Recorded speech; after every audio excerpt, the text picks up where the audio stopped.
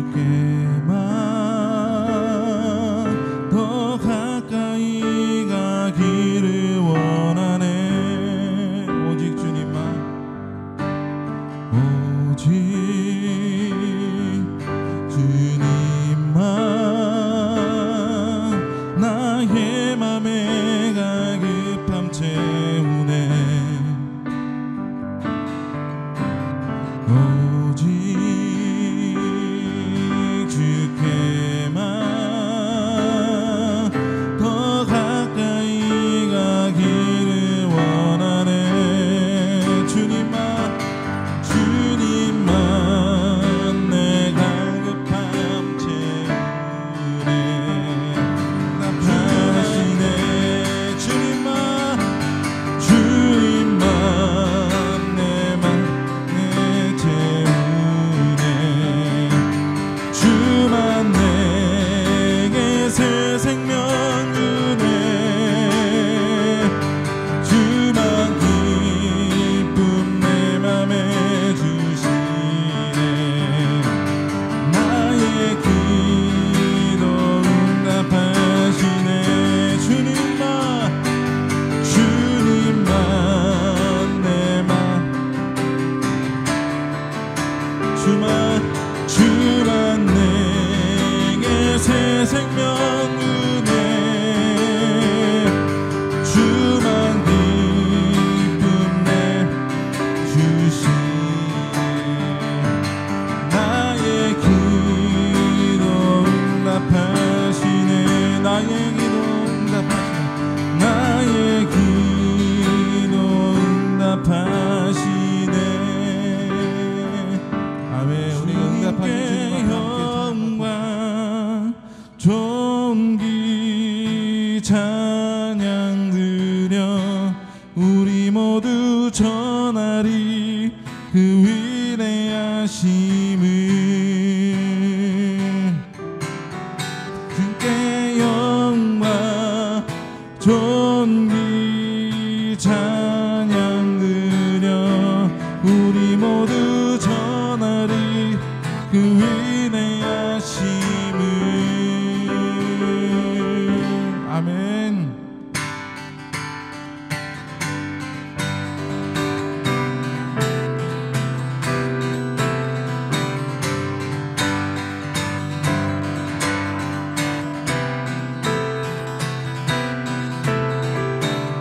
모든 세대마다 자녀들에게도 주의 크신임과 그의 능력을, 주의 신실하심한 자들을 일으켜 주시며 주를 부를 때 찾아와 주시네.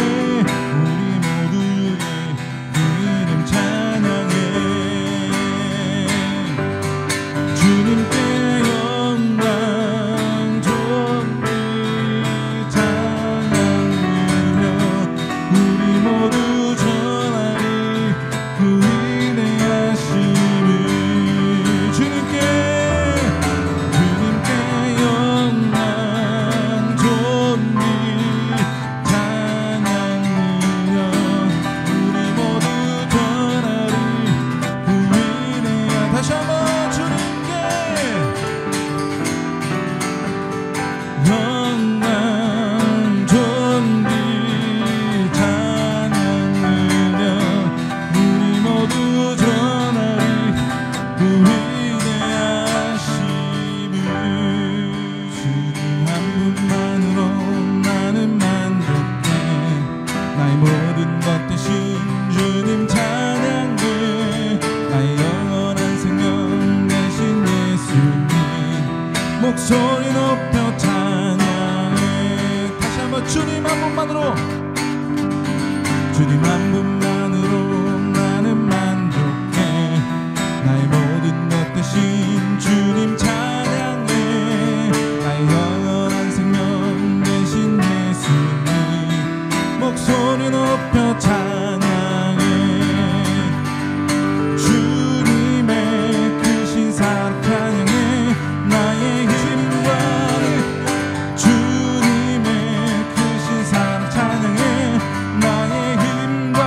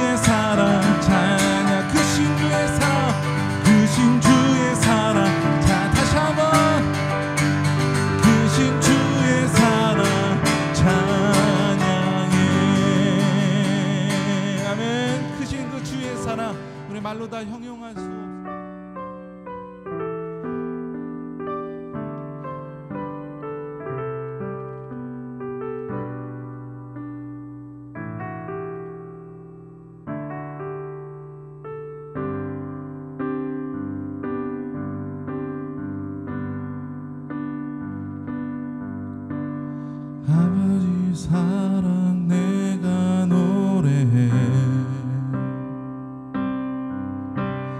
아버지 은혜 내가 노래해. 그 사랑 변함없으신 거짓없으신 성실하신 그 사랑 상한 갈대 꺾지 않으시니 꺼져가는 등불 끄지 않는 그 사랑 변함없으신 거짓없으신 성실하신 그 사랑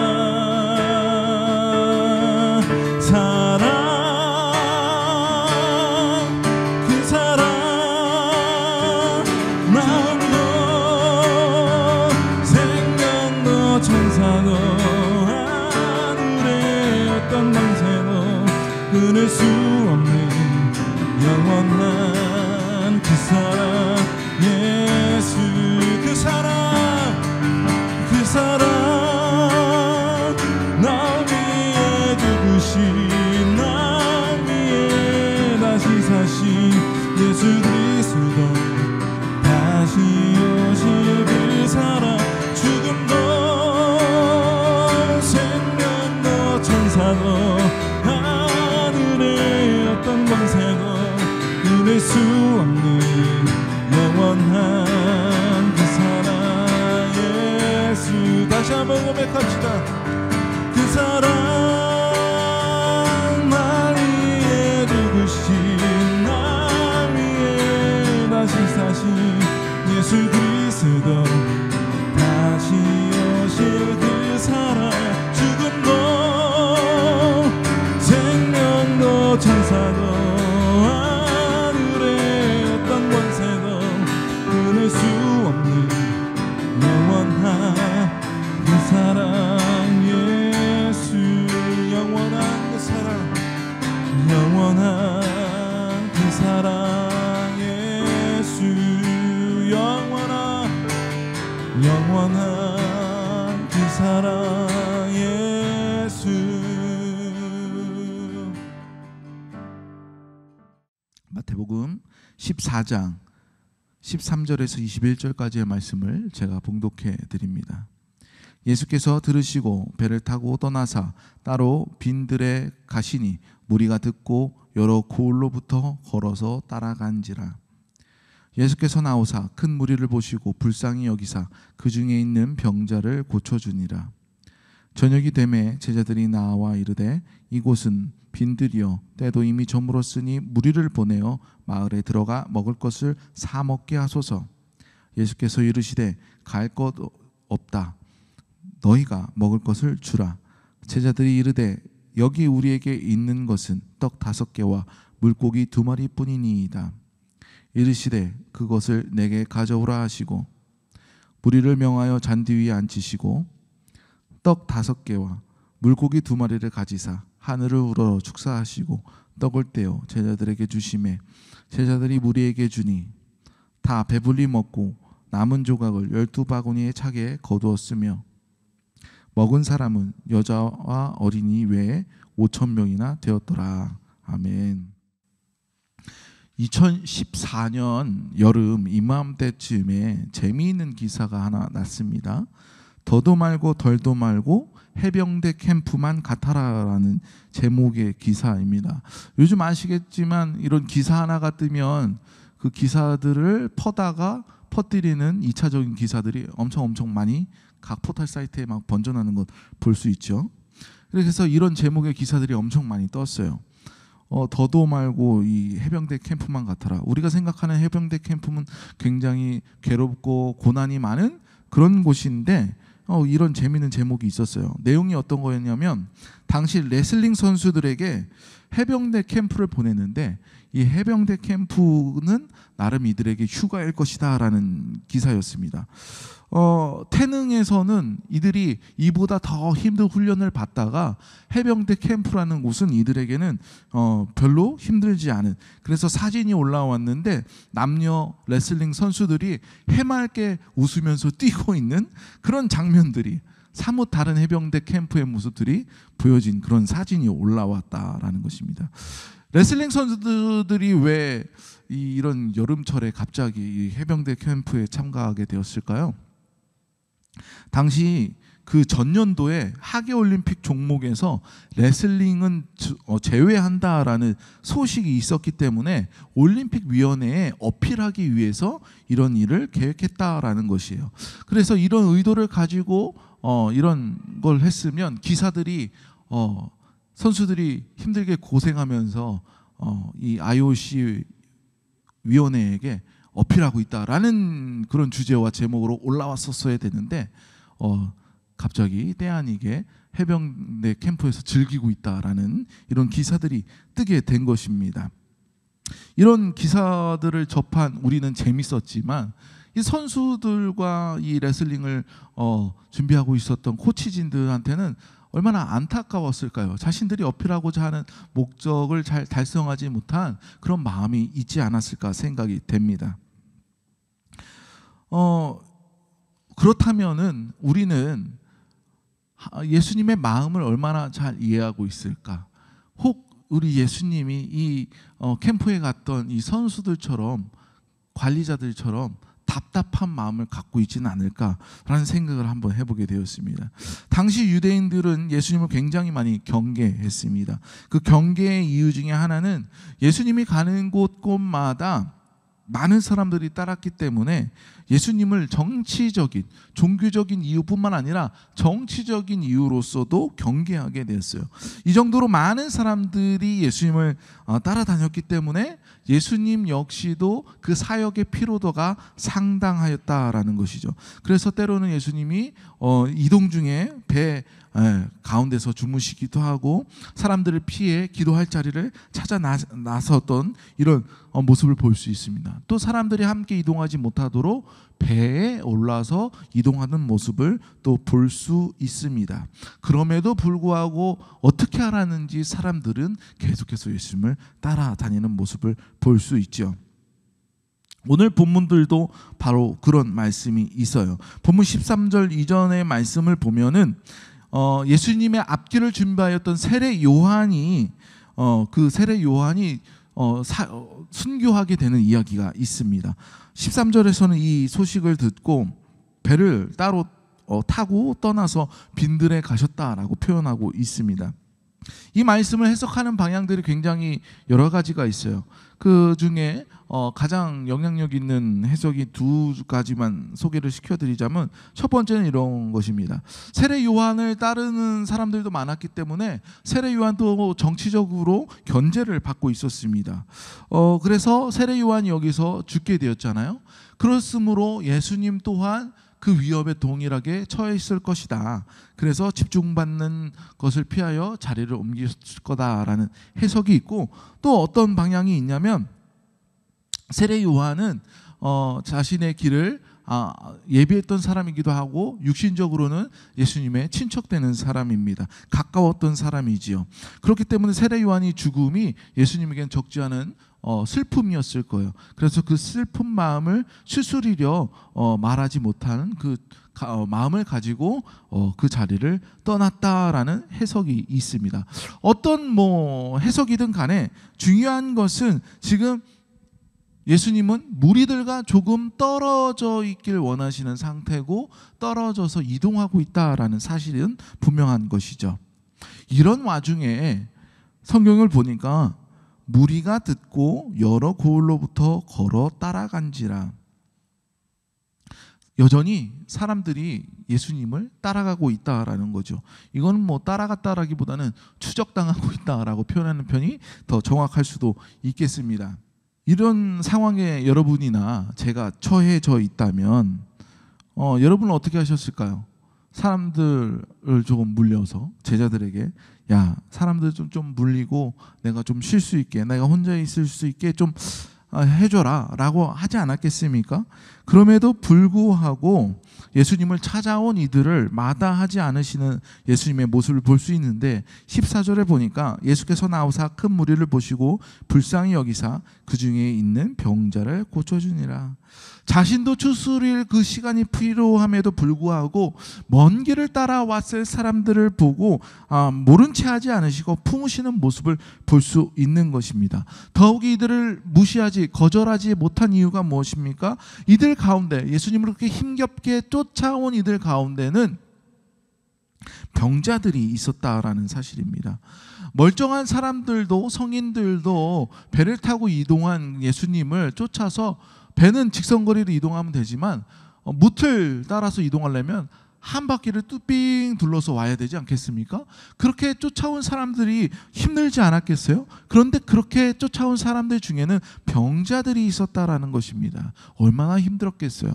예수님께서는 그들을 모른 채 할 수 없었던 것이죠.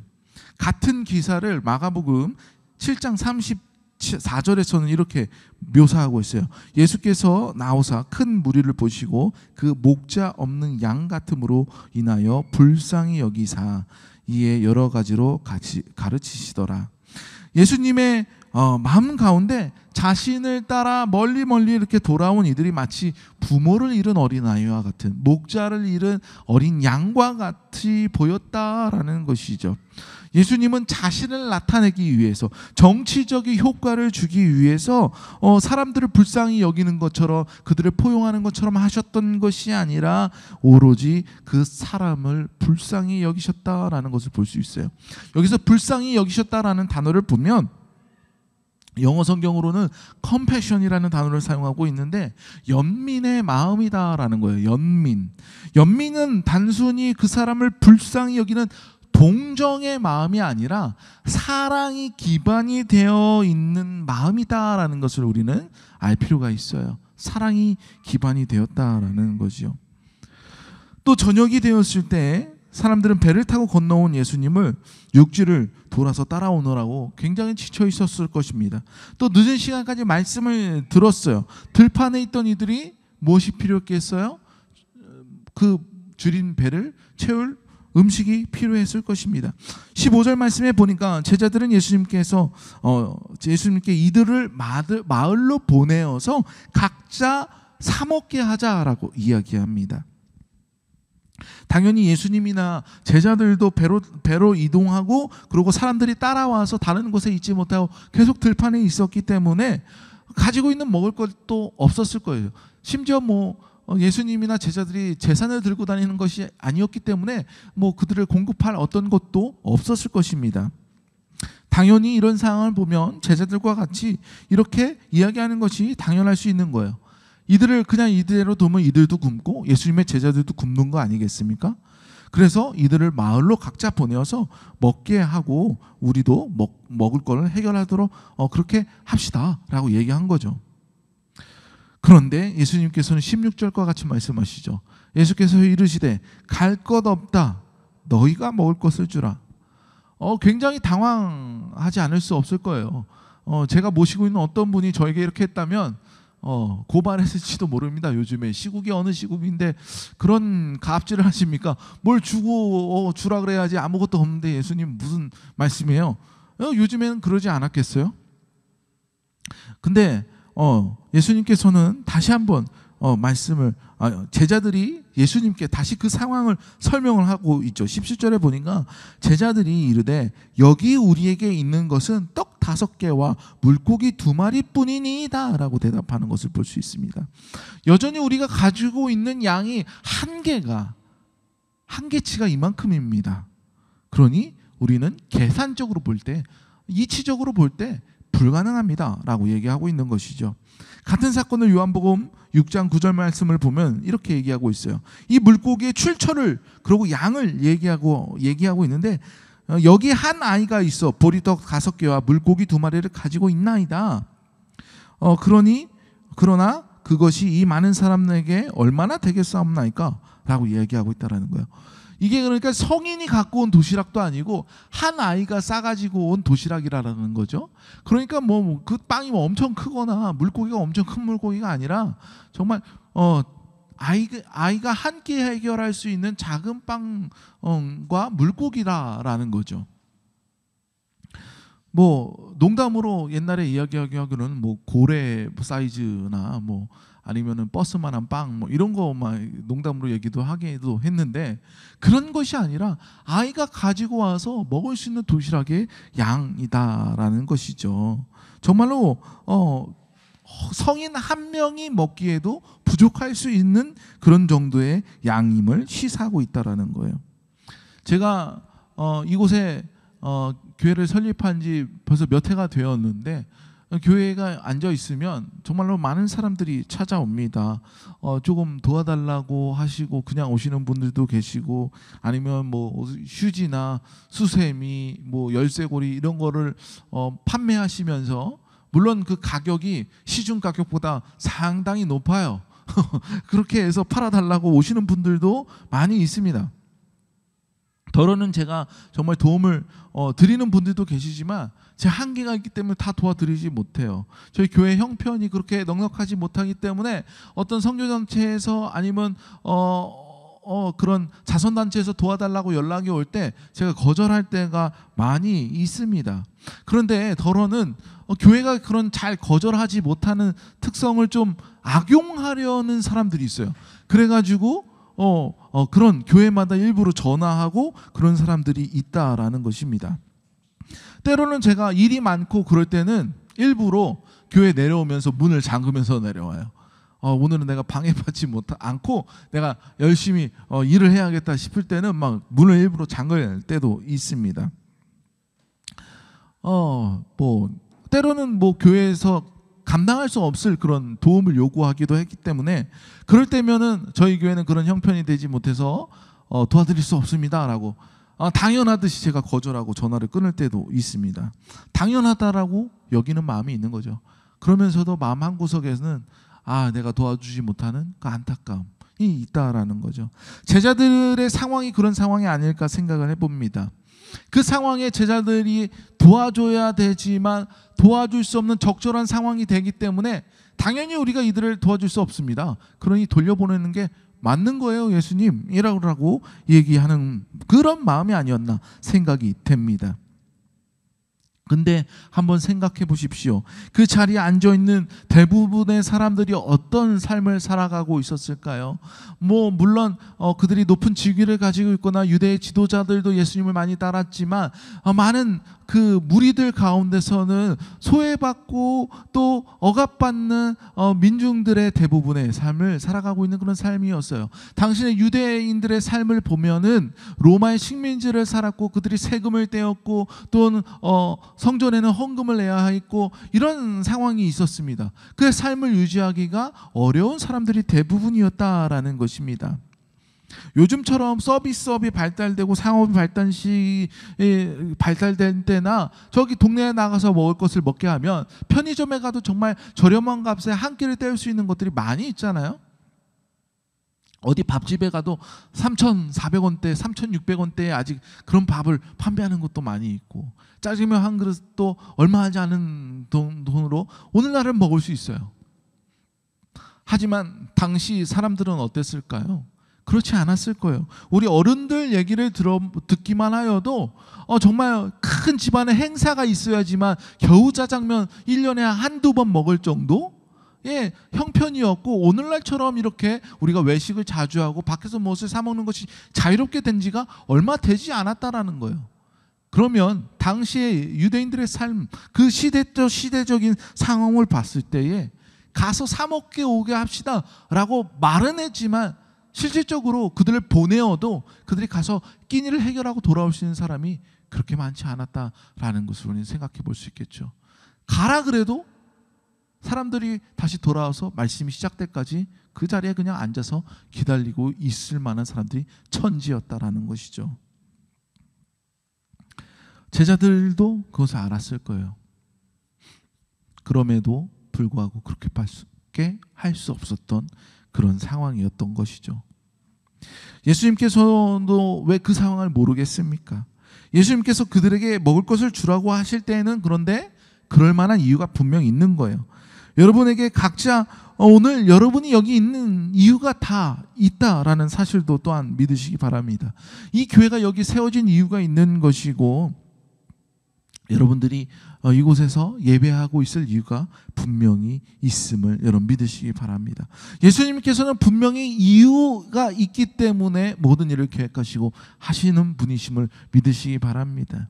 제자들에게 먹을 것을 너희가 주라 라고 말씀하실 때는 그럴 만한 이유와 조건이 예수님께 있었다라는 것이죠. 18절부터 예수님께서 어떤 일을 하시는지 우리가 볼 수 있습니다.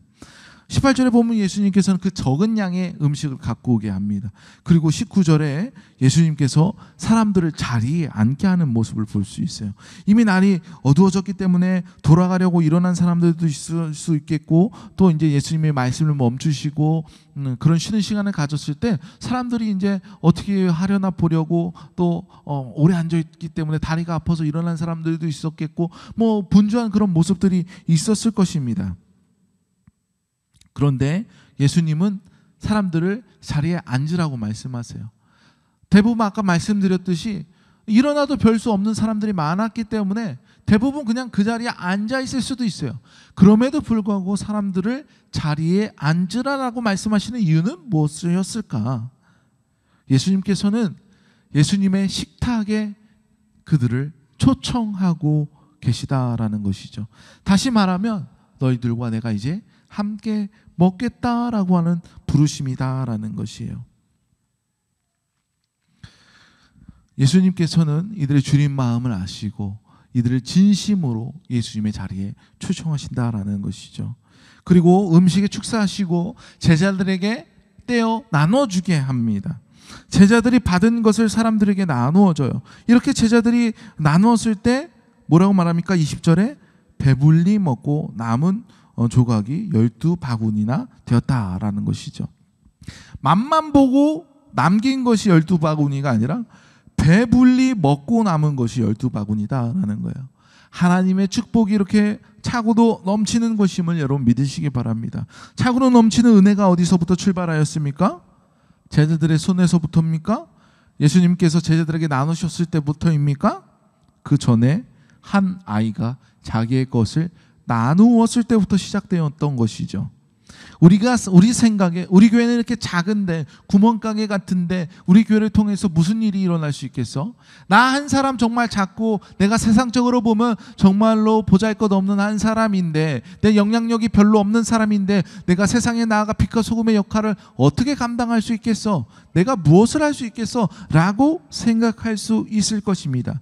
그러나 내가 가진 달란트가 작다 할지라도 그것을 쓰시는 분이 우리 주님이심을 여러분 믿으시기 바랍니다. 주님께서 작은 것을 사용하실 때에 놀라운 일을 일으키심을 여러분 믿으시기 바랍니다.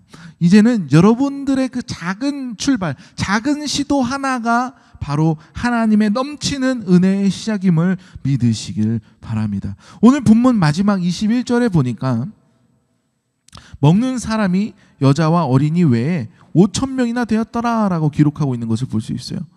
그래서 성경학자들은 여자와, 그러니까 성인 남자를 기준으로 했을 때 5,000명이니까 적어도 15,000에서 2만 명 정도를 그 인원으로 추산하고 있어요. 모였어도 너무 많이 모였어요. 근데 이 많은 사람 모두에게 제자들이 일일이 그것을 빵과 물고기를 떼어서 나눠주었다라고 보기는 정말 힘들 거예요. 제자들이 먼저 사람들에게 나누어 주었고, 그리고 그것을 받은 이들이 또 주변에게 나누었을 것이고, 그 받은 이들이 또 주변에게 나누지 않았겠습니까? 그래야지만 2만 명이 그 저녁 시간에 먹고 또 말씀을 나누지 않았겠어요? 근데 제자들이 나눴을 때 그 손에서 떠나갔을 때 기적이 멈췄는가? 그러지 않았어요. 그들이 또 받고 나눌 때에도 그 기적이 계속해서 이어졌단 말입니다. 또 나눌 때 또 이어졌고요. 그렇게 해서 이 많은 사람들이 놀라운 하나님의 기적을 체험하였다라는 것이죠. 후에 예수님은 제자를 땅에 놔두고 하늘로 올리셨죠. 남겨진 사람들과 함께 있는 제자를 통해서 교회들이 세워졌어요. 그렇다면 제자들이 죽게 되면 교회가 거기서 멈췄습니까? 제자들이 죽은 후에는 제자들이 교회에 남겨진 이들로 인하여서 교회들이 세워졌어요. 그렇게 이어지는 은혜의 말씀과 교회들이 세워져서 오늘날 우리의 교회까지 오게 되었던 것입니다. 이것이 바로 세워지는 교회를 통하여서 사람들에게 축복하시는 하나님의 방법인 줄로 여러분 믿으시기 바랍니다. 오늘 우리가 구원받은 하나님의 백성이 되었고 하나님의 축복을 받은 사람이 되었습니다. 그리고 주님께서 뭐라고 말씀하십니까? 그걸 또 사람들에게 나눠주라라고 우리에게 말씀하고 있는 것을 여러분 믿으시기 바랍니다.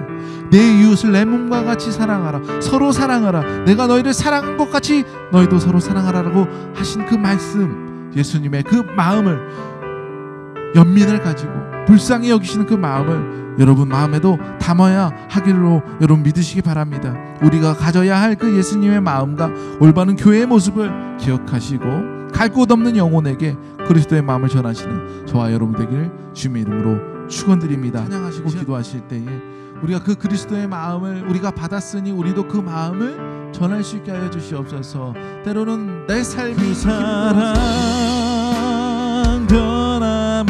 변함없으시 거짓 없으시 성실하신 그 사랑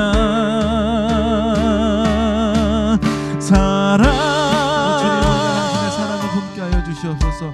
주님께서 우리에게 주신 그 은혜와 허락하신 말씀들을 품고 살아가게 하여 주시옵소서. 우리를 얼마나 사랑하셨는지 우리가 경험합니다. 주님께서 우리를 사랑하시기 위해 우리를 품기